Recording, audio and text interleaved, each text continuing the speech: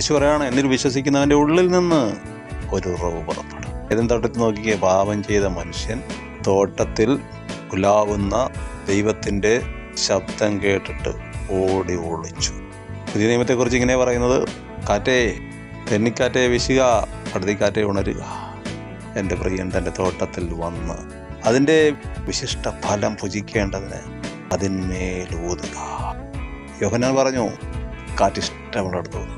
അതിൻ്റെ ശബ്ദം നീ കേൾക്കുന്നു, എങ്കിലും എവിടെ നിന്ന് വരുന്ന എവിടേക്ക് പോകുന്നെന്നോ നീ അറിയുന്നില്ല.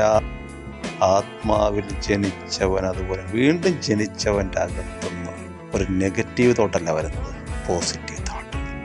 യേശുവിൽ നിന്ന് ഓടി അകലുന്നതല്ല, യേശുവിനെ ഭയപ്പെടുന്നതല്ല, യേശുവിനെ ബഹുമാനിക്കുന്ന, ആരാധിക്കുന്ന, സ്നേഹിക്കുന്ന. അത് വിളിച്ചു പറയുകയാണ്, തോട്ടത്തിലേക്ക് അവൻ വരട്ടെ, ഈ ആരാധന ശബ്ദം അവൻ കേൾക്കട്ടെ, അവൻ തൻ്റെ പ്രയത്ന ഫലം കൊണ്ട് തൃപ്തനാകട്ടെ.